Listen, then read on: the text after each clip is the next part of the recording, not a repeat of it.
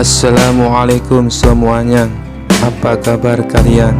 Semoga dalam keadaan sehat dan dilancarkan rezekinya oleh Allah.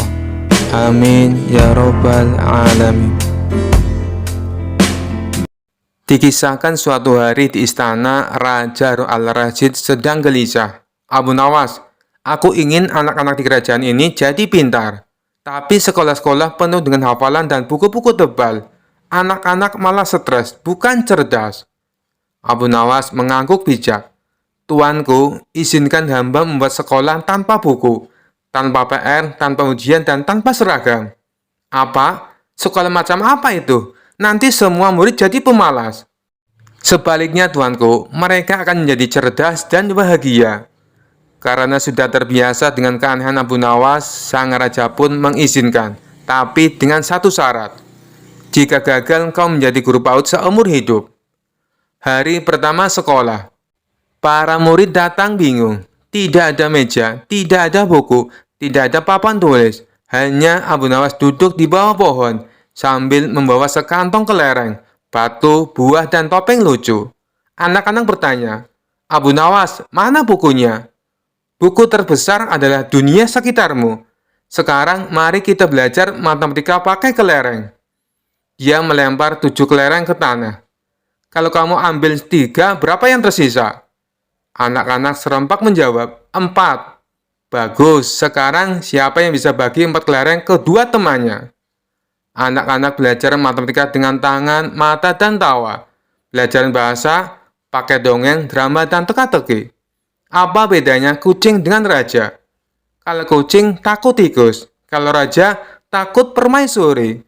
Semua tertawa termasuk Abu Nawas. Sebulan kemudian kabar menyebar cepat. Anak-anak yang belajar di sekolah Abu Nawas mendadak jadi pintar berbicara, jago hitung cepat dan suka membaca, meskipun tidak pernah disuruh membaca. Raja datang diam-diam untuk menguji. Anak-anak, apa ibu kota kerajaan kita? Di hatimu, wahai raja, jawab salah satu anak. Raja sampai tersedak anggur. Apa cita-citamu? Menjadi guru seperti Abu Nawas, tapi lebih wangi. Kenapa? Karena Abu Nawas belum mandi 2 hari. Raja tertawa terbahak-bahak. Raja mengumumkan, mulai hari ini, metode Abu Nawas resmi dipakai di seluruh sekolah dasar kerajaan. Tanpa buku, tanya Menteri Pendidikan. Ya, karena kadang yang bikin stres bukan pelajarannya, tapi beban tasnya. Kisah selanjutnya. Dikisahkan pada suatu hari, kabar tentang kehebatan Abu Nawas sebagai seorang yang cerdik tersebar hingga ke negeri tetangga. Seorang guru besar Kristen terkenal akan ilmunya dan sifat sombongnya merasa tertantang. Ia memutuskan untuk datang ke istana Raja Harun al-Rashid dan menantang Abu Nawas dalam sebuah debat tentang agama. Guru besar itu berkata kepada raja, aku mendengar bahwa di istana ini ada seseorang yang sangat cerdas bernama Abu Nawas. Aku ingin menguji pengetahuannya tentang agama. Kalau dia kalah, aku ingin dia mengakui bahwa agamanya salah dan berpindah ke agamaku. Raja yang tahu kecerdasan Abu Nawas tersenyum dan memanggilnya. Abu Nawas, ada tantangan untukmu. Aku yakin kau bisa menjawabnya. Abu Nawas datang dengan tenang, mengenakan pakaian sederhana. Ia mengangguk pada raja dan guru besar tersebut. Guru besar itu memulai, Abu Nawas, kalau memang agamamu benar, jelaskan kepadaku, mengapa Allah membiarkan orang yang tidak percaya tetap hidup? Kalau Allah Maha Kuasa, kenapa tidak melenyapkan orang yang tidak mempercayainya? Abu Nawas tersenyum santai. Wahai guru besar, pertanyaan Anda bagus sekali, tapi izinkan saya bertanya balik. Mengapa Anda membiarkan gulma tumbuh di kebun Anda? Bukankah Anda bisa mencabut semuanya? Guru besar itu terdiam sejenak lalu berkata, aku membiarkan gulma tumbuh karena aku ingin melihat tanaman yang baik tumbuh lebih kuat dan indah. Abu Nawas mengangguk, itulah jawabannya. Allah membiarkan semua makhluk hidup, baik yang percaya atau tidak, agar orang-orang yang beriman menjadi lebih kuat dalam menghadapi cobaan dan tantangan. Kebaikan akan selalu bersinar di tengah kegelapan. Guru besar itu tersenyum sinis merasa belum kalah. Ia berkata, Kalau begitu, jelaskan padaku, mengapa agamamu membutuhkan Nabi Muhammad? Bukankah Tuhan cukup untuk mengajarkan kepada manusia? Abu Nawas dengan tenang menjawab, Guru besar, izinkan saya bertanya. Anda adalah guru besar di sini, benar? Benar, jawab guru besar itu dengan bangga. Kalau begitu, kenapa murid-murid Anda membutuhkan buku dan pena? Bukankah Anda cukup untuk mengajarkan mereka? Guru besar itu terdiam lagi. Abu Nawas melanjutkan, Nabi Muhammad adalah petunjuk langsung dari Allah, seperti buku pelajaran dari seorang guru besar. Tanpa petunjuk itu, umat manusia akan kebingungan dalam memahami jalan yang benar. Para hadirin mulai tertawa kecil melihat guru besar itu berkeringat. Tapi ia tidak menyerah. Baiklah, kalau begitu, jelaskan padaku, bagaimana mungkin Tuhan yang Maha Besar mengatur semua hal kecil di dunia ini? Seperti kapan hujan turun atau kapan bayi lahir. Abu Nawas tersenyum lebar. Guru besar, apakah Anda punya jam tangan? Tentu saja, jawabnya sambil menunjukkan jam tangannya yang mahal. Abu Nawas bertanya lagi, jam tangan Anda bisa menunjukkan waktu dengan tepat. Apakah Anda membuatnya sendiri? Tidak, ini dibuat oleh pembuat jam. Dan apakah pembuat jam itu harus datang setiap hari untuk memastikan jam tangan Anda tetap bekerja? Tidak, jam ini sudah dirancang untuk bekerja dengan sendirinya. Abu Nawas tersenyum lebih lebar. Itulah jawaban saya. Allah menciptakan alam semesta dengan kesempurnaan. Dia tidak perlu mengatur setiap detik secara langsung, karena semuanya sudah berjalan sesuai dengan kehendaknya. Guru besar itu terdiam, wajahnya memerah padam. Ia kehabisan akal untuk menjawab. Para hadirin bersorak memuji kecerdasan Abu Nawas. Akhirnya guru besar itu berdiri dan berkata, Aku mengaku kalah, dan aku melihat kebenaran dalam jawabanmu. Mulai hari ini, aku ingin belajar lebih banyak tentang Islam. Abu Nawas tersenyum rendah hati. Kebenaran hanya milik Allah. Saya hanya menyampaikan apa yang saya tahu.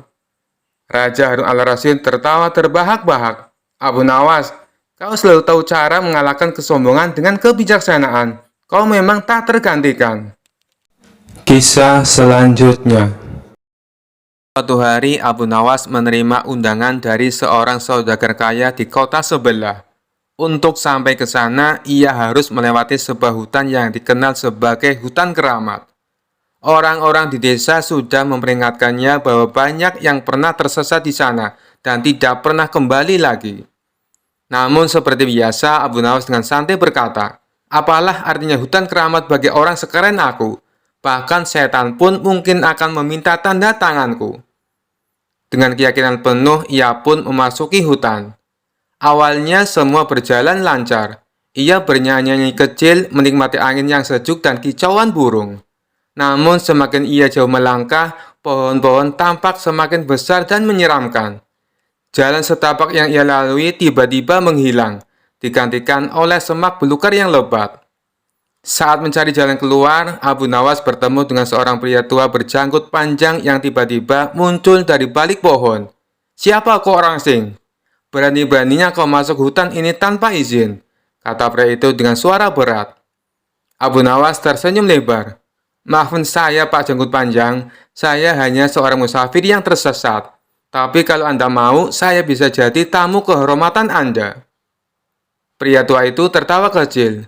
Hutan ini bukan tempat untuk bercanda. Kau harus membuktikan keberanianmu, atau tidak akan bisa keluar dari sini. Pria tua itu membawa Abu Nawas ke sebuah tempat terbuka. Di sana bayangan aneh muncul di tanah, menari-nari tanpa ada orang yang bergerak. Kalau kau bisa menari lebih baik dari bayangan ini, aku akan membiarkanmu lewat, kata pria itu. Abu Nawas memutar otak. Ia lalu mengeluarkan sehelai kain dari kantongnya dan mulai menari sambil melambai-lambaikan kain itu. Gerakannya sangat aneh, seperti ikan yang melompat dari air.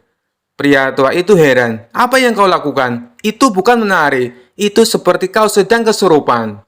Abu Nawas tertawa. Ini seni kontemporer, Pak Tua. Kalau bayangan itu bisa menari bebas, kenapa saya tidak? Pria tua itu tertawa terbahak-bahak dan membiarkan Abu Nawas melanjutkan perjalanan. Di tengah perjalanan, Abu Nawas melihat patung-patung menyeramkan yang tampak seperti manusia nyata. Pria tua itu berkata, "Salah satu dari mereka adalah manusia hidup yang terjebak kutukan. Temukan dia jika kau ingin keluar." Abu Nawas mendekati setiap patung dan berkata, "Hei, siapa yang ingin bebas? Angkat tangan sekarang juga." Semua patung diam, kecuali satu yang refleks mengangkat tangannya. Ternyata dia adalah manusia yang terkutuk.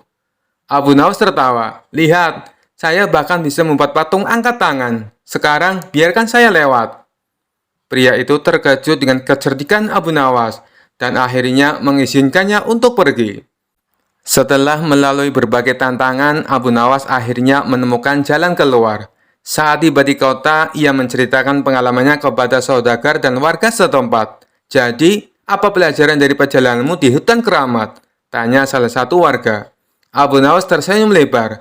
"Pelajarannya adalah, kalau kau tersesat, bawa otak dan keberanianmu, bukan cuma bekal makanan."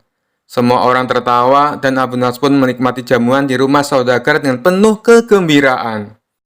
Kisah selanjutnya. Dikisahkan pada suatu hari, seorang Yahudi kaya di kota Baghdad merasa iri dengan kepopuleran Abu Nawas yang dikenal cerdas dan dihormati banyak masyarakat. Ia pun berniat menjebak Abu Nawas agar terperangkap dalam aib besar dan dipermalukan di depan Raja Harun al-Rasyid. Yahudi itu mengundang Abu Nawas ke rumahnya dengan alasan ingin berdiskusi tentang ilmu pengetahuan. Abu Nawas yang selalu bersikap ramah kepada siapa saja menerima undangan itu tanpa curiga. Saat tiba di rumah Yahudi tersebut, Abu Nawas disuguhi makanan dan minuman yang mewah. Namun ada satu minuman yang tampak mencurigakan bagi Abu Nawas, sebuah gelas berisi cairan merah. "Abu Nawas," kata Yahudi itu dengan senyum lecek, "minuman ini adalah sari buah anggur yang sangat langka. Hanya orang-orang istimewa yang bisa mencicipinya. Silakan minumlah." Abu Nawas melirik gelas itu dengan tatapan tajam. Ia tahu betul bahwa itu bukan sekedar sari buah, melainkan arak. Namun ia tidak ingin langsung menolak, karena bisa jadi itu adalah jebakan untuk memfitnahnya. "Ampun Tuan," kata Abu Nawas dengan nada polos. "Minuman ini memang terlihat lezat. Tapi bolehkah aku bertanya, apakah ini halal untuk diminum oleh seorang muslim seperti aku?" Yahudi itu berpura-pura terkejut. "Tentu saja halal. Ini hanya sari buah anggur biasa. Tidak ada yang haram di dalamnya." Abu Nawas tersenyum kecil. Ia lalu memegang gelas itu, mendekatkannya ke hidungnya dan pura-pura menghirup aromanya. Aromanya memang kuat. Tapi apakah Tuan yakin ini hanya sari buah anggur? Sebab dari baunya ini lebih mirip minuman yang memabukkan. Yahudi itu merasa tersudut, tetapi tetap berusaha memaksa. "Minumlah saja Abu Nawas, tidak ada yang perlu kau khawatirkan." Abu Nawas lalu berdiri dan berkata dengan lantang, "Jika kau yakin ini halal, maka minumlah terlebih dahulu di depanku. Sebab sebagai tuan rumah, kau harus memberi contoh kepada tamumu." Yahudi itu terkejut dan mulai panik. Ia mencoba mencari alasan, tetapi Abu Nawas tidak memberinya kesempatan. "Kau ragu-ragu, maka aku akan membawanya ke istana dan meminta Raja Harun al-Rasyid untuk menilai apakah minum ini halal atau tidak. Jika ini arak, kau akan dihukum berat karena mencoba menjebakku."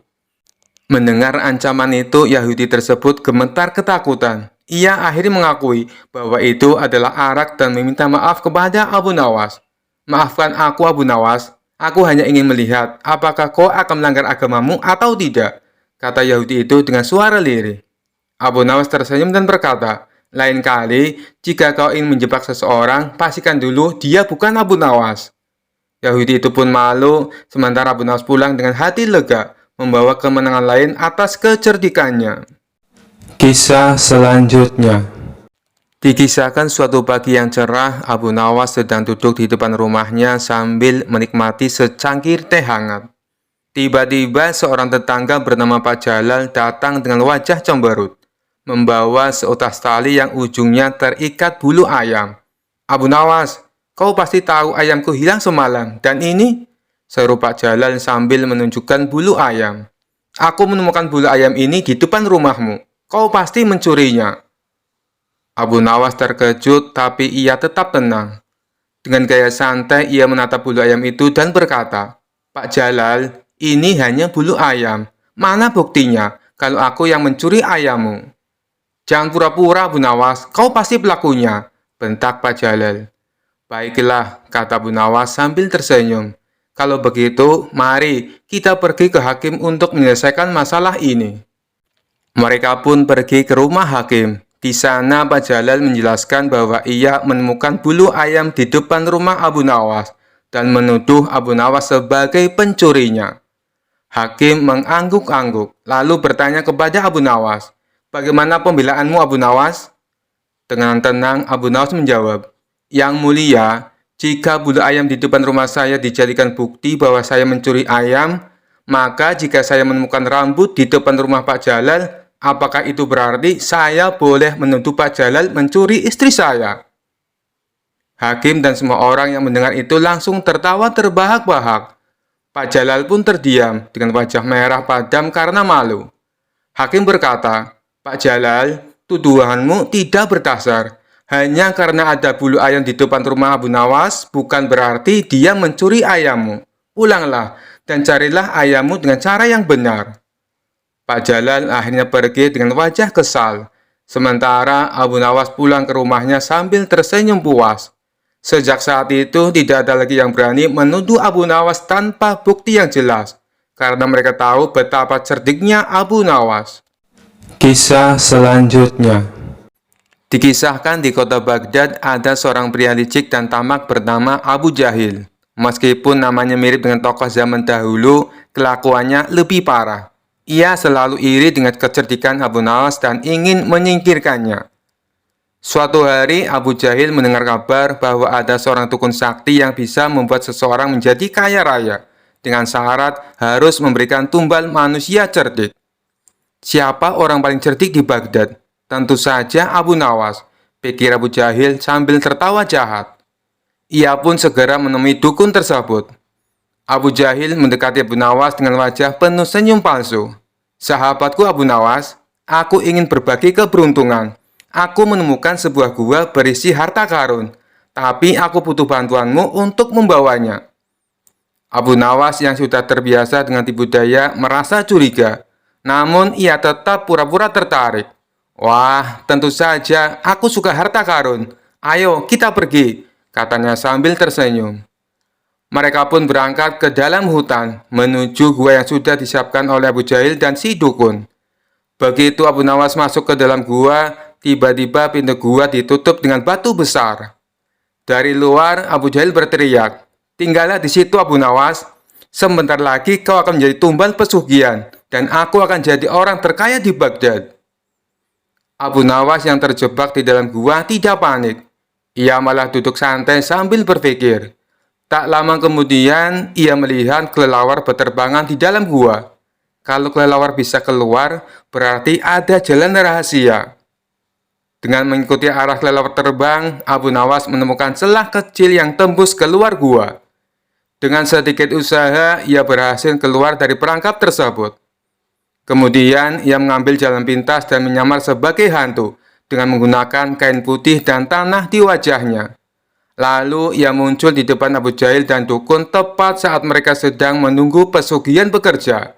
"Wahai Abu Jahil, aku adalah arwah Abu Nawas yang kau jadikan tumbal," katanya dengan suara menyeramkan. Abu Jahil dan dukun itu langsung gemetar ketakutan. "Tolong, kami tidak bermaksud," teriak Abu Jahil sambil sujud ketakutan. Abu Nawas semakin mendekat dan berkata, "Sebagai balasan, aku akan mengambil semua hartamu dan membuatmu miskin." Tanpa pikir panjang, Abu Jahil dan dukun langsung lari terbirit-birit meninggalkan semua barang berharganya. Begitu mereka hilang dari pandangan, Abu Nawas tertawa kecil dan berkata, "Kadang cara terbaik melawan kejahatan adalah dengan menakuti-nakutinya." Akhirnya Abu Jahil gagal menjadi kaya, sementara Abu Nawas pulang dengan membawa pelajaran baru dan kisah lucu untuk diceritakan. Kisah selanjutnya. Dikisahkan Abu Nawas mempunyai seekor burung nuri yang cantik. Tiap pagi dan sore, Abu Nawas rajin memandikan burungnya. Pada suatu ketika, Baginda Raja Harun al-Rasyid bertandang ke rumah Abu Nawas. Kedatangan paduka raja yang tiba-tiba itu membuat Abu Nawas kaget. Pasalnya di rumah Abu Nawas tidak tersedia makanan untuk menjamu sang raja. Tidak usah repot-repot Abu Nawas, saya hanya mampir sebentar. Bagaimana kabarmu? Lama sekali kamu tidak ke istana, ucap sang raja. Alhamdulillah, keadaan saya baik-baik saja, Paduka, balas Abu Nawas. Paduka Raja mengamati sekeliling rumah Abu Nawas. Saat matanya tertuju ke pojokan rumah, Paduka Raja melihat seekor burung nuri di dalam sangkar. Kamu sekarang memelihara burung, wahai Abu Nawas? Tanya sang raja. Betul sekali, Paduka yang mulia, jawab Abu Nawas. Sang raja kembali berkata, burung kamu bagus, bulunya juga indah. Saya suka sekali melihatnya. Kalau kamu berniat menjualnya, jangan dia tawarkan kepada orang lain. Tawarkan saja kepadaku. Berapapun harganya, pasti aku akan membayarnya. Abu Nawas tidak menjawab, ia hanya menganggukkan kepalanya. Tapi dalam hati Abu Nawas berkata, mana mungkin aku menjual burung yang tidak berharga ini kepada Baginda Raja. Keesokan paginya, Abu Nawas datang ke istana. Dia datang dengan membawa burung nuri yang diinginkan Baginda Raja. Abu Nawas tidak ingin menjualnya. Dia ingin memberikan cuma-cuma kepada Baginda Raja. Tapi di pintu gerbang istana, dua orang pengawal menahannya. Mereka berdua adalah kepercayaan menteri istana yang dengki kepada Abu Nawas. Ada keperluan apa kamu datang kemari? Tanya pengawal. Abu Nawas menjawab, tempo hari Paduka Raja datang ke rumah saya dan menyukai burung saya. Oleh sebab itu, saya ingin memberikan burung ini kepada Paduka Raja. Salah seorang pengawal berkata, tinggalkan saja burung jelek itu di sini. Biar aku yang menyerahkan kepada Paduka Raja. Abu Nawas pun menurut. Dalam situasi seperti ini, ia tidak mungkin melawan. Tapi suatu saat mereka pasti akan mendapatkan balasannya. Kedua pengawal itu lalu menukar burung Abu Nawas dengan burung gereja. Setelah itu diserahkan kepada Paduka Raja. Paduka yang mulia, ini ada titipan burung dari Abu Nawas, ucap pengawal. Kurang ajar Abu Nawas, kata sang raja dengan nada penuh emosi. Sang raja merasa terhina dengan perbuatan Abu Nawas. Burung nuri yang diharapkannya, tapi burung gereja yang dikirimkan. Sang menteri yang dengki dengan Abu Nawas tersenyum puas melihat kinerja anak buahnya. Kali ini engkau pasti akan kena hukuman, wahai Abu Nawas, ujarnya dalam hati. Tanpa menunggu waktu, saat itu juga Baginda Raja mendatangi Abu Nawas. Hei Abu Nawas, kalau kau keberatan menjual burung nuri kepadaku, aku tidak apa-apa. Tapi jangan kau kirim burung gereja ke istana. Itu suatu penghinaan buatku. Kejam Baginda Raja dengan mata memerah menahan amarah. Abu Nawas kaget mendengar perkataan Paduka Raja. Padahal yang ia kirimkan adalah burung nuri sesuai dengan keinginan Baginda Raja. Tapi Abu Nawas tidak mempunyai saksi untuk membuktikannya. Sedangkan kedua pengawal yang menghadangnya di istana adalah orang kepercayaan menteri yang dengki kepada dirinya. Tapi Abu Nawas tidak kehilangan akal. Begini Paduka yang mulia, tutur Abu Nawas mencoba meredakan amarah Baginda. Di istana Paduka telah kemasukan dua orang penyihir. Baginda Raja bertanya heran. Penyihir? Yang mana wahai Abu Nawas? Siapa mereka? Abu Nawas pun menjawab, dua orang penjaga pintu istana, itulah penyihirnya. Mereka telah menyihir burung nuri menjadi burung gereja. Kalau Paduka tidak percaya, tunggulah besok di istana. Paduka akan menyaksikan sendiri betapa hebatnya sihir mereka. Saya masih punya burung satu lagi untuk Paduka. Sang raja bertanya, burung apa itu? Burung pipit Paduka yang mulia, balas Abu Nawas. Burung pipit? Kamu sendiri kan tahu, saya tidak suka dengan burung pipit, bentak sang raja. Sabar dulu Paduka yang mulia. Besok pagi saya akan ke istana membawa burung pipit. Nanti bisa disihir menjadi burung nuri oleh kedua pengawal yang menjaga pintu istana. Pagi-pagi sekali Abu Nawas sudah tiba di istana. Dia membawa burung pipit. Di depan gerbang, lagi-lagi Abu Nawas dicegat oleh kedua pengawal. "Ada perlu apa lagi kau ke sini?" hardik si pengawal. "Sudah kubilang, Paduka Raja sedang tidak menerima tamu." Abu Nawas pun menjawab, "Maaf, kemarin aku keliru. Aku sebenarnya ingin memberikan burung pipit ini kepada Paduka, tapi aku keliru mengambilnya. Paduka pasti marah-marah mendapat kiriman burung nuri tersebut." Semua orang tahu Baginda Raja sangat benci dengan burung nuri. Baginda pernah tersesat di hutan gara-gara burung nuri sialan itu. "Maafkan aku telah membuat Baginda Raja marah. Taruh saja di situ, biar nanti aku yang menyerahkan kepada Paduka," perintah pengawal istana. Terpengaruh bujukan Abu Nawas, kedua kaki tangan sang menteri itu pun menukar burung pipit dengan burung nuri. Setelah itu mereka menyerahkannya kepada Baginda Raja. Keduanya bersukaria karena sebentar lagi Abu Nawas pasti akan mendapatkan hukuman yang berat dari sang raja. "Paduka yang mulia, ini ada kiriman burung nuri dari Abu Nawas," ucap salah satu pengawal.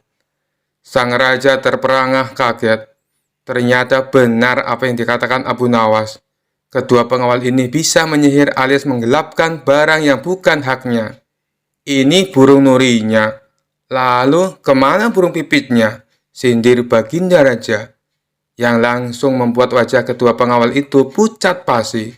Belum sempat kedua pengawal itu menjawab, sang raja langsung menghukum kedua orang tersebut dan dipecat dari pengawal istana. Kisah selanjutnya. Dikisahkan pada suatu hari yang panasnya luar biasa, Yusuf dan Amin menggiring domba mereka ke padang rumput. Mereka berdua adalah sahabat karib yang selalu bersama, mulai dari menggembala domba sampai mengutang gorengan di warung Mbak Marina. Domba mereka sehat dan gemuk, bulunya lebat seperti karpet sultan. Siang itu, terik matahari begitu menyengat sampai keringat mereka mengucur deras seperti genteng yang bocor. Amin yang mulai kepanasan tiba-tiba mendapat ide cemerlang. "Sob, ayo kita mandi di sungai." Yusuf mengangguk semangat. "Setuju. Lagian ini panas banget, berasa kayak domba yang lagi dipanggang." Tapi kemudian Yusuf teringat pada domba mereka. "Tapi gimana kalau domba kita hilang? Bahaya, Min." Amin hanya tertawa santai sambil garuk-garuk kepala. "Tenang saja, di sini aman kok. Siapa yang mau mencuri domba di tengah panas begini? Orang waras aja mending tidur siang." Yusuf akhirnya setuju. Mereka pun berlari ke sungai dan langsung nyemplung ke sungai. Sambil main air, mereka bercanda dan saling menyipratkan air. Sesekali Amin pura-pura tenggelam sambil teriak minta tolong. Tapi Yusuf cuma cengar-cengir sambil bilang, "Drama loh." Setelah puas main air, mereka kembali ke padang rumput sambil tertawa-tawa. Tapi tawa mereka langsung terhenti begitu melihat pemandangan yang mengejutkan. Salah satu domba mereka hilang, yang tersisa cuma bulu-bulu yang berserakan. Yusuf langsung panik. "Aduh, domba kita dimakan serigala. Gimana ini, Min?" Amin yang biasanya tenang mendadak menjadi licik. Dengan gaya sok yakin, ia menunjuk domba yang tersisa dan berkata, Tunggu dulu. Yang dimakan serigala tuh domba kamu, Sob. Yang selamat ini punyaku." Yusuf melongo. "Hah? Nggak mungkin, itu dombaku. Aku hafal betul ciri-cirinya. Bulunya lebat dan warnanya sama persis." Amin dengan muka tembok menimpali. "Ah, itu mah semua domba juga begitu. Lagian kamu kan yang ngajak mandi. Jadi yang hilang itu dombamu, adil kan?" Yusuf ngamuk. "Nggak bisa begitu dong, itu kan dombaku. Jangan ngarang, Min." Amin tetap ngotot sambil nyengir kuda. "Pokoknya ini dombaku, titik." Mereka pun bertengkar hebat. Bahkan mereka nyaris saling jambak kalau tidak ingat bahwa rambut mereka pendek semua. Akhirnya mereka sepakat untuk membawa perkara ini ke hadapan Baginda Raja. Sesampainya di istana, mereka langsung menghadap Baginda Raja Harun al-Rasyid. Baginda yang sedang menikmati es kelapa muda langsung kaget melihat dua pemuda itu ribut sambil tarik-tarikan domba. "Ada apa ini? Ribut-ribut bawa domba segala." tanya Baginda dengan alis terangkat. Yusuf dan Amin langsung berebutan bicara. Baginda, ini domba milikku, kata Yusuf. Enggak, ini punyaku Baginda, sahut Amin sambil pasang muka memelas. Baginda Raja geleng-geleng kepala, bingung melihat dua sahabat yang biasanya akur jadi ribut gara-gara seekor domba. Kelihatannya ini masalah rumit. Panggilkan Abu Nawas, hanya dia yang bisa menyelesaikan masalah seperti ini. Tak lama kemudian datanglah Abu Nawas dengan langkah santai dan senyuman licik khasnya. Ada masalah apa Baginda? Tanyanya sambil menyapu pandangan ke Yusuf, Amin, dan domba yang tampak kebingungan. Setelah mendengar penjelasan dari keduanya, Abu Nawas mengangguk-angguk sambil mengelus jenggotnya yang sedikit keriting. Lalu dengan gaya sok bijak, ia berkata, "Baiklah, biar aku tanya pada domba ini. Biar dia sendiri yang memberi kesaksian." Semua orang melongo. "Apa?" tanya domba. Abu Nawas mendekati domba itu dan bertanya dengan suara lantang, "Hai domba, siapa pemilikmu yang sebenarnya?" Domba itu hanya melongo sambil mengunyah rumput, ekspresinya polos seperti tidak bersalah. Tidak kehabisan akal, Abu Nawas mengeluarkan pentungan kayu. "Kalau kau tidak menjawab, aku akan memukulmu." Domba itu tetap diam, santai seperti di pantai. Abu Nawas pura-pura marah dan memukul tanah di samping domba sambil berteriak, "Jawab, atau aku pukul lagi." Domba itu kaget dan mengembik pelan. Tiba-tiba Yusuf berteriak, "Hentikan Abu Nawas, jangan sakiti dia. Itu memang domba milik Amin." Abu Nawas tersenyum licik. Akhirnya ketahuan juga. Amin langsung pucat pasi. Ia mencoba pura-pura menangis. "Iya tuan, itu domba Yusuf. Saya cuma bercanda kok." Abu Nawas melotot. "Bercanda? Itu namanya ngibul. Berani-beraninya kau bohong sama sahabatmu sendiri." Amin tertunduk malu. "Ampun tuan, saya nggak bakal bohong lagi, sumpah. Kalau bohong lagi, biar domba ini salto beneran." Mendengar pengakuan Amin, semua yang ada di ruangan tertawa terbahak-bahak. Bahkan Baginda Raja sampai terpingkal-pingkal sambil berkata, "Kamu memang licik Amin, tapi aku menghargai kejujuranmu. Lain kali jangan bohong lagi ya." Amin mengangguk cepat. "Siap Baginda." Baginda Raja dan semua yang hadir tertawa terbahak-bahak lagi. Dan begitulah perkara domba pun selesai dengan damai. Yusuf dan Amin kembali rukun. Dan Amin belajar satu hal penting hari itu. Jangan pernah bohong di depan Abu Nawas. Apalagi soal domba yang bisa salto. Kisah selanjutnya. Dikisahkan ada seorang bernama Ilham Alimuddin. Dia dulunya merupakan jenderal perang yang sangat terkenal. Ahli siasat perang, jago negosiasi, dan juga kaya raya. Tapi karir berperangnya terhenti setelah mengalami kelumpuhan saat memimpin perang melawan Bizantium. Tidak berselang lama, anak istrinya juga ikut terbunuh. Ia pun akhirnya memilih untuk pensiun menjadi tentara. Sang jenderal ini hidup sendirian dengan kekayaannya yang berlimpah. Meskipun sudah tua dan menderita kelumpuhan, naluri menantang orang masih melekat dalam diri sang jenderal. Tapi kali ini bukan menantang adu kekuatan fisik, melainkan adu kekuatan pikiran. Tampaknya ia bukan hanya ingin dikenal sebagai jenderal perang, tetapi ia juga ingin dikenal sebagai tokoh paling cerdik dan pandai di kota Baghdad. Untuk itulah, dia tak segan-segan memberikan banyak hadiah bagi siapa saja yang bisa menjawab teka-tekinya. Sampai hari ini, sudah 100 orang yang lebih yang dia tantang. Namun tak satu pun dari mereka yang berhasil mengalahkannya. Total pertanyaan yang diajukan jenderal ada 3. Tapi yang unik dari permainan ini, apabila berhasil menjawab soal pertama dan kedua, tetapi gagal menjawab pertanyaan yang ketiga, maka semua hadiahnya menjadi gugur. Hal inilah yang membuat orang-orang kesal dengan sang jenderal. "Aku kesal dengan sang jenderal yang lumpuh itu," kata seseorang kepada kawannya. "Pertanyaan pertama dan kedua berhasil aku jawab dengan benar. Tapi pas pertanyaan ketiga, dia tanya, Siapakah malaikat yang menyiksa manusia? Langsung saja aku jawab malaikat Malik. Dia bilang jawabanku itu katanya salah. Loh, bukannya jawabanmu itu benar? Tanya kawannya heran. Kamu juga salah. Aku kira kamu pintar. Yang benar itu malaikat Zabaniyah.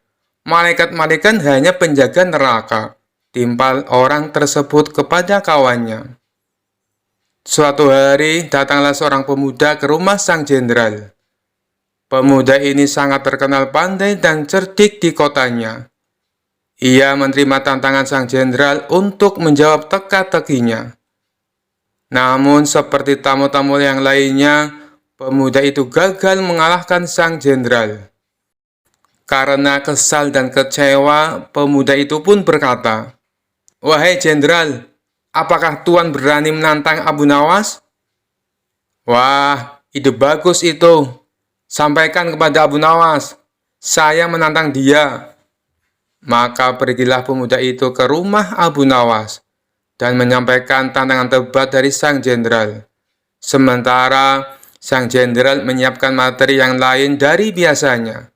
Bisa dibilang kali ini teka-tekinya sangat sulit dipecahkan.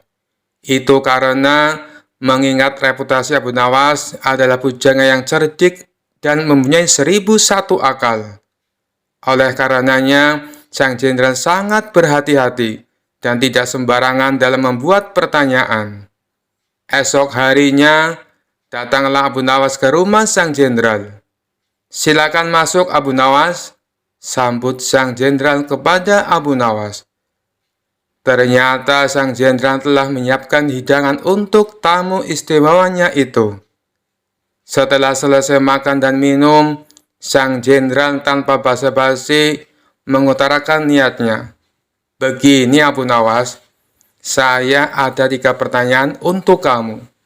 Kalau kamu bisa menjawabnya, dan ini khusus untuk kamu, hadiahnya akan saya tambah 2 kali lipat. Bukan 100.000 dirham, tetapi 200.000 dirham."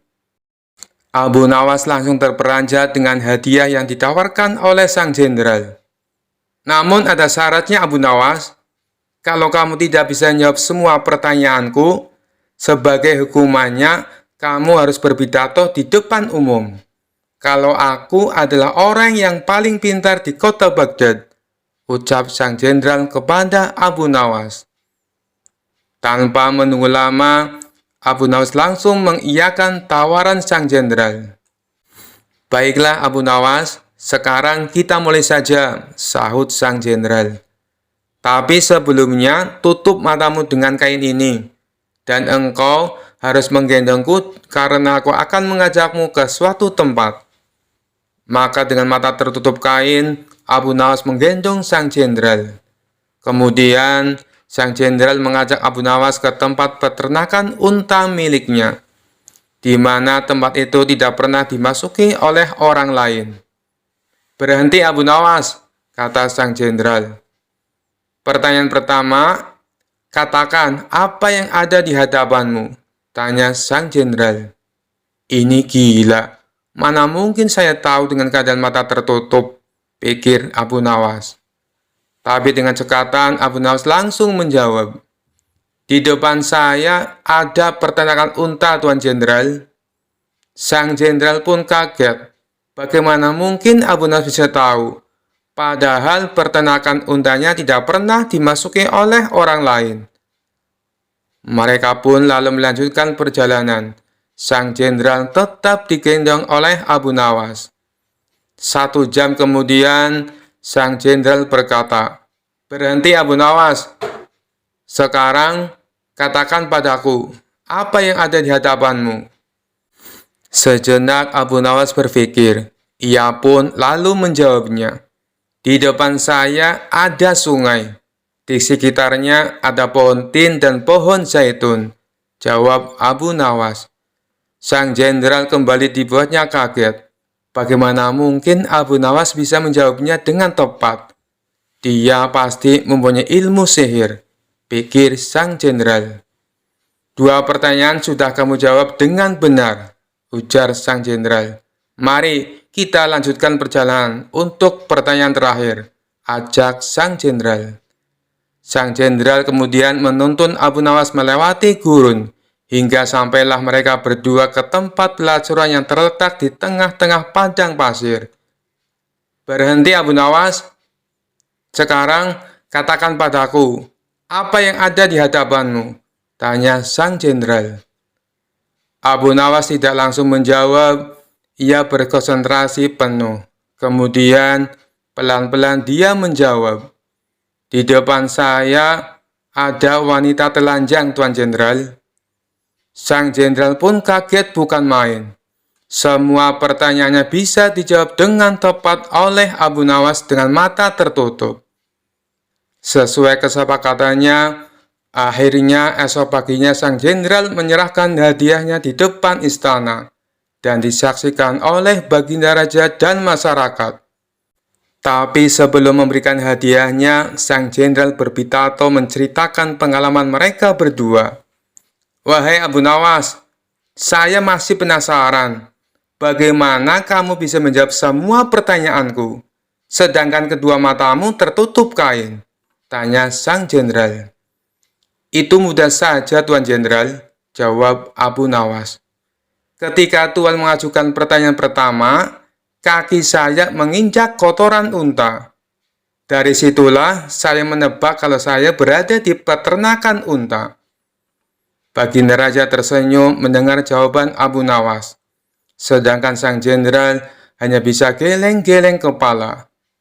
Lalu dengan pertanyaan kedua, bagaimana kamu bisa menjawab dengan tepat? Tanya Sang Jenderal.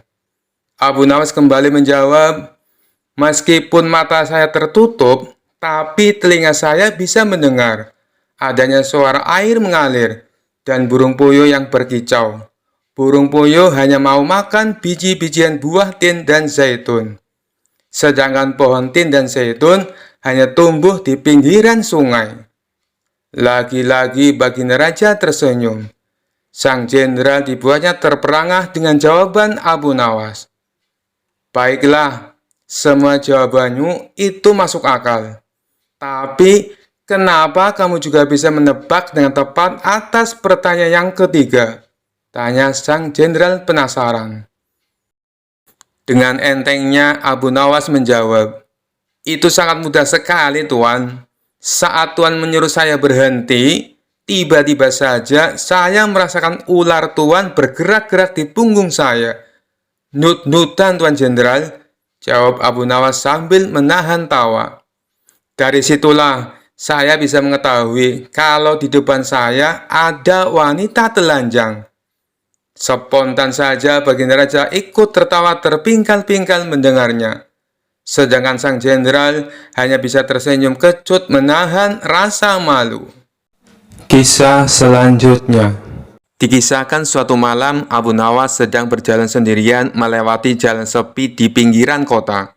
Bulan bersinar terang, tapi suasana tetap mencekam. Tiba-tiba dari balik semak-semak muncul 3 orang perampok bertampang garang dengan golok di tangan. Berhenti! Serahkan semua hartamu atau kau akan menyesal, teriak salah satu perampok dengan wajah menyeramkan. Abu Nawas tersenyum santai lalu berkata, wah, kalian ini benar-benar perampok? Tentu saja, kami perampok paling kejam dan sadis, kata perampok yang paling besar sambil mengayunkan goloknya. Abu Nawas mengangguk-angguk. Bagus, bagus. Aku sedang mencari orang seperti kalian.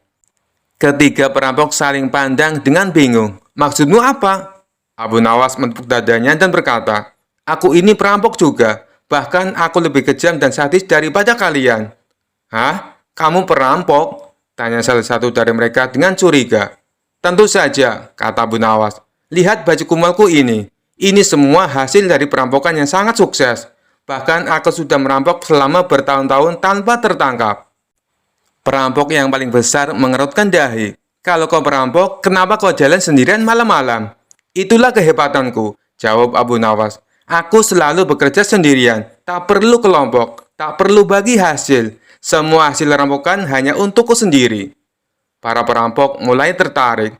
Kau pasti punya banyak uang kalau begitu. Abu Nawas menghela nafas dan berkata, Sebenarnya aku baru saja pulang dari rampokan besar. Tapi saat aku lewat jalan ini, ada sekelompok perampok kejam yang lebih sadis dari kalian. Mereka merampokku habis-habisan.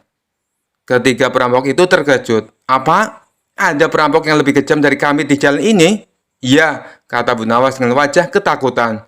Mereka bahkan lebih besar dan lebih menyeramkan dari kalian. Ada 5 orang. Golok mereka 2 kali lebih besar. Dan mereka bilang mereka sedang mencari perampok kecil yang berkeliaran seperti kita. Para perampok langsung pucat. Apa? Mereka masih di sekitar sini? Abu Nawas mengangguk cepat. Tentu, bahkan aku yakin mereka mengintai kita dari balik semak-semak sekarang. Ketiga perampok langsung panik. Waduh, kita harus pergi dari sini sebelum mereka menemukan kita. Tanpa berpikir panjang, para perampok langsung kabur secepat mungkin, meninggalkan Abu Nawas sendirian. Abu Nawas tersenyum lebar, menepuk jubahnya dan melanjutkan perjalanan sambil bersiul santai. Kadang perampok terbesar bukannya memegang golok, tapi yang punya akal paling licik, kata Abu Nawas sambil tertawa kecil. Kisah selanjutnya. Mungkin yang kita tahu selama ini, Abu Nawas dikenal sebagai tokoh sufi yang nyeleneh dari kota Baghdad. Namun ternyata dia juga adalah seorang ulama sufi yang sangat menguasai ilmu agama. Di sela-sela kesibukannya bolak-balik ke istana, Abu Nawas selalu menyempatkan waktu untuk mengajar murid-muridnya. Ia juga sering kedatangan tamu yang bertujuan hanya untuk bertanya tentang masalah agama. Suatu ketika, saat Abu Nawas sedang mengajar, datanglah seorang tamu pertama menghadap Abu Nawas. Wahai Tuan Abu Nawas, manakah yang lebih utama? Orang yang mengerjakan dosa-dosa besar atau orang yang mengerjakan dosa-dosa kecil? Abu Nawas menjawab, yang lebih utama adalah orang yang mengerjakan dosa-dosa kecil. Mengapa demikian, wahai Tuan Abu Nawas? Tanya tamu itu kembali. Sebab lebih mudah diampuni oleh Tuhan, balas Abu Nawas. Tamu pertama itu pun merasa puas dengan jawaban Abu Nawas, karena sejatinya ia yakin memang seperti itu. Selanjutnya datang tamu kedua menemui Abu Nawas. Ia juga menanyakan persoalan yang sama. Wahai Tuan Abu Nawas, manakah yang lebih utama? Orang yang mengerjakan dosa-dosa besar atau orang yang mengerjakan dosa-dosa kecil? Abu Nawas menjawab, orang yang tidak mengerjakan keduanya. Mengapa demikian, wahai Tuan Abu Nawas? Tanya tamu itu kembali. Dengan tidak mengerjakan keduanya, tentu tidak memerlukan pengampunan dari Tuhan, jawab Abu Nawas.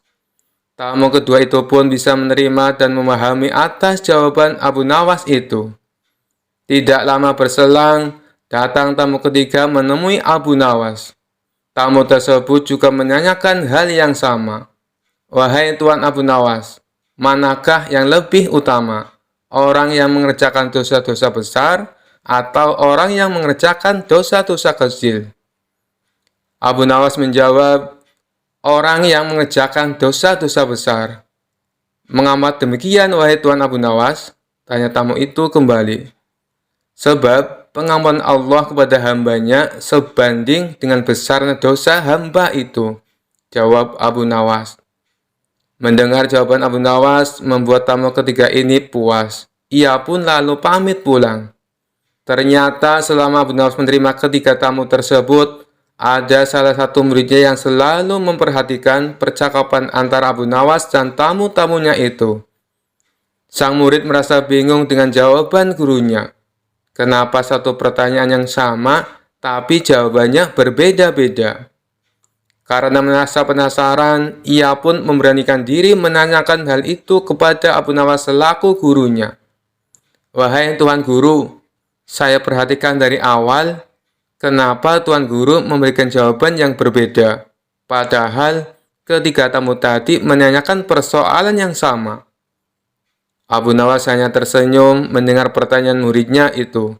Ia pun lalu menjelaskan, wahai anakku, manusia itu dibagi menjadi 3 tingkatan. Tingkatan yang pertama adalah tingkatan mata. Tingkatan yang kedua adalah tingkatan otak. Dan tingkatan yang terakhir atau tingkatan yang ketiga adalah tingkatan hati. Adapun tamu yang pertama datang tadi, tingkatannya adalah tingkatan mata. Wahai Tuan Guru, tingkatan mata itu apa? Tanya si murid penasaran. Abu Nawas menjelaskan, tingkatan mata ibarat anak kecil yang melihat bintang di langit. Ia mengatakan bintang itu kecil, karena ia melihatnya hanya menggunakan mata. Sedangkan tamu kedua yang datang tadi, tingkatannya adalah tingkatan otak. Tingkatan otak? Apa itu tingkatan otak, wahai Tuan Guru? Tanya si murid kembali. Tingkatan otak ibarat orang pandai yang melihat bintang. Ia pasti akan mengatakan bintang itu besar, karena ia memang memiliki pengetahuan, jawab Abu Nawas. Dan tamu yang terakhir datang tadi atau tamu yang ketiga, dia tingkatannya adalah tingkatan hati, lanjut Abu Nawas. Lalu, apa itu tingkatan hati, wahai Tuan Guru? Tanya si murid. Tingkatan hati ibarat orang pandai dan mengerti, yang melihat bintang di langit. Ia tetap akan mengatakan bintang itu kecil, walaupun ia tahu bahwa bintang itu sebenarnya adalah besar. Karena bagi orang yang mengerti, tidak ada sesuatu apapun yang besar, melainkan dengan kemahabesaran Allah Subhanahu wa Ta'ala, jawab Abu Nawas. Setelah mendengar semua penjelasan gurunya itu, si murid menjadi paham kalau gurunya memberi jawaban sesuai dengan kapasitas orang yang bertanya. Itulah kenapa satu pertanyaan menghasilkan 3 jawaban yang berbeda-beda. Kisah selanjutnya. Dikisahkan pada suatu hari, Raja Harun al-Rasyid mengangkat beberapa gubernur baru untuk mengurus wilayah-wilayah di kerajaannya. Para gubernur ini adalah orang-orang yang merasa sangat pintar dan sering membantah keputusan raja, karena menganggap diri mereka lebih tahu segalanya. Melihat ini, sang raja merasa kesal. Bagaimana mungkin para gubernur ini berani membantahku, padahal aku yang mengangkat mereka. Aku harus memberi mereka pelajaran, pikirnya. Lalu sang raja memanggil Abu Nawas dan berkata, Abu Nawas, aku ingin kau menguji para gubernur baru ini. Aku ingin melihat apakah mereka benar-benar secerdas yang mereka kira. Abu Nawas tersenyum penuh arti. Baik Baginda, serahkan urusan ini kepadaku. Keesokan harinya, Abu Nawas mengundang semua gubernur baru ke sebuah perjamuan mewah di istana. Makanan melimpah, minuman segar, dan hiburan menarik, membuat para gubernur merasa sangat senang. Namun, di tengah-tengah jamuan, Abu Nawas tiba-tiba berdiri dan berkata, Wahai para gubernur, karena kalian adalah orang-orang terhormat, aku ingin mengajukan sebuah pertanyaan sederhana. Jika kalian bisa menjawabnya dengan benar, kalian akan mendapat hadiah besar dari Baginda Raja. Para gubernur yang sombong itu langsung tertarik. Apa pertanyaannya? Kami pasti bisa menjawabnya, kata salah satu gubernur dengan angkuh. Abu Nawas tersenyum dan berkata, Baiklah, pertanyaannya adalah, siapakah yang lebih penting, raja atau gubernur? Sang gubernur langsung menjawab, Tentu saja gubernur lebih penting. Kami yang mengurus rakyat secara langsung, sedangkan raja hanya duduk di istana. Gubernur lainnya ikut menimpali. Benar, tanpa gubernur, kerajaan akan kacau. Jadi kami lebih penting. Mendengar jawaban ini, Abu Nawas tertawa kecil. Baiklah, kalau begitu aku punya tantangan untuk kalian. Abu Nawas lalu membawa sebuah kendi besar berisi air dan berkata, Bayangkan kendi ini adalah kerajaan. Air di dalamnya adalah rakyat, dan leher kendi ini adalah sang raja. Nah, kalian para gubernur adalah tutup kendi ini. Para gubernur mengangguk, merasa ini hanyalah perumpamaan biasa. Lalu dengan cepat Abu Nawas mengalihkan kendi itu dan membuka tutupnya. Semua air di dalam kendi langsung tumpah ke tanah. Para gubernur terkejut. Apa maksudnya ini Abu Nawas? Tanya salah satu dari mereka. Abu Nawas tersenyum santai. Lihatlah, saat tutup kendi ini dibuka, airnya langsung keluar dan hilang. Begitu pula dengan kalian. Jika seorang gubernur merasa lebih penting dari raja dan tidak mau tunduk kepadanya, maka seperti air dalam kendi, rakyat pun akan berantakan. Para gubernur terdiam. Wajah mereka mulai memerah. Mereka akhirnya sadar bahwa tanpa raja, mereka tidak akan punya kekuasaan apa-apa. Saat itulah Raja Harun al-Rasyid masuk ke ruangan dengan tawa puas. Abu Nawas, kau memang luar biasa. Para gubernur ini akhirnya mengerti pelajaran mereka. Sejak hari itu, para gubernur tidak lagi membantah raja sembarangan. Kisah selanjutnya. Dikisahkan suatu hari, raja mengundang Abu Nawas ke istana untuk menguji kecerdasannya. Raja ingin tahu apakah Abu Nawas benar-benar cerdas atau hanya beruntung dalam menyelesaikan masalah. Abu Nawas, aku ingin kau mengajarkan cara menjadi orang yang pandai menemukan solusi. Jika kau berhasil, aku akan memberimu hadiah besar. Tapi jika kau gagal, kau akan dihukum, kata raja dengan tegas.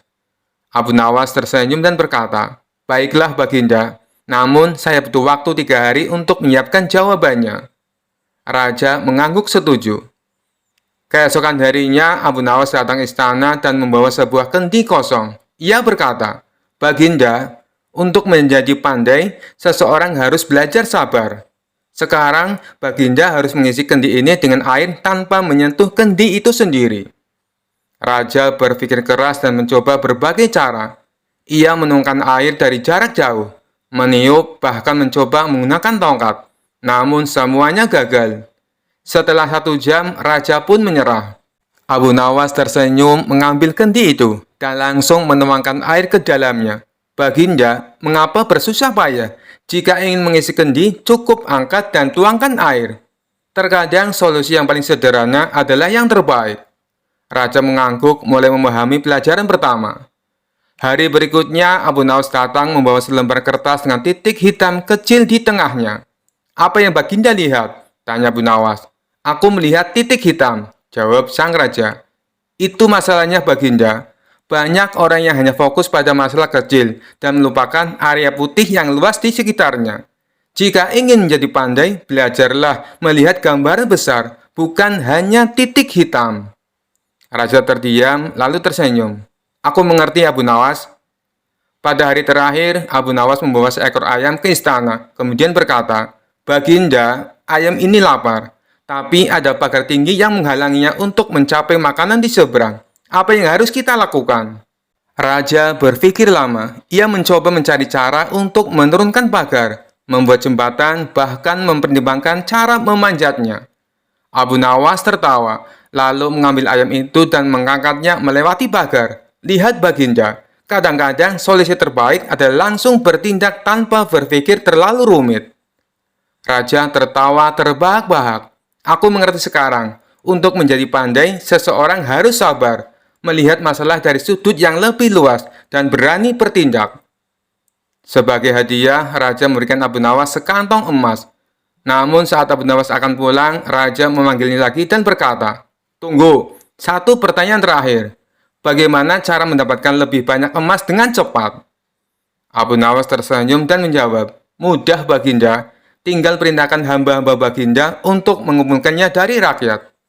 Raja terdiam sebentar, lalu tertawa terpinggal-pinggal. Kali ini aku yang kena jebakanmu Abu Nawas. Mereka pun tertawa bersama, dan Abu Nawas pulang dengan membawa emas serta satu pelajaran baru, bahwa bahkan raja pun masih bisa tertipu oleh kebijaksanaan yang sederhana. Kisah selanjutnya. Dikisahkan suatu hari, raja ingin menguji kecerdasan Abu Nawas dengan cara yang berbeda. Ia memanggil seorang cendekiawan kerajaan yang terkenal sebagai orang paling pintar di istana. Hari ini aku ingin melihat siapa yang lebih cerdas. Abu Nawas, kau akan berdebat dengan Guru Iskandar, orang paling pintar di istana, kata raja dengan penuh semangat. Para menteri dan penasihat istana langsung bersorak. Mereka yakin kali ini Abu Nawas akan kalah telak. Namun Abu Nawas tetap tenang dan tersenyum. Baik Baginda, hamba siap. Debat pun dimulai. Raja memberi aturan bahwa mereka hanya boleh menjawab dengan ya atau tidak. Guru Iskandar membuka perdebatan dengan percaya diri. Abu Nawas, apakah kau masih bodoh seperti dulu? Tanyanya sambil tersenyum sinis. Abu Nawas tersenyum santai. Jika ia menjawab iya, berarti ia mengaku bodoh. Jika ia menjawab tidak, itu berarti dulu ia memang bodoh. Tanpa ragu, Abu Nawas menjawab, "Bagaimana menurut Anda?" Guru Iskandar terkejut. Ia berpikir sejenak lalu melanjutkan, "Abu Nawas, apakah kau pernah melakukan kesalahan dalam hidupmu?" Abu Nawas kembali tersenyum. "Bukankah setiap manusia pernah melakukan kesalahan, termasuk Anda?" Guru Iskandar mulai berkeringat. Para penonton mulai berbisik-bisik, kagum dengan cara Abu Nawas menghindari jebakan pertanyaan. Lalu Abu Nawas balik bertanya, "Guru Iskandar, apakah Anda sudah berhenti menjadi orang bodoh?" Guru Iskandar kaget. Jika ia menjawab iya, berarti ia mengakui pernah bodoh. Jika ia menjawab tidak, berarti ia masih bodoh. Seisi istana terdiam menunggu jawabannya. Guru Iskandar bingung dan akhirnya berkata, "Ini pertanyaan yang sulit."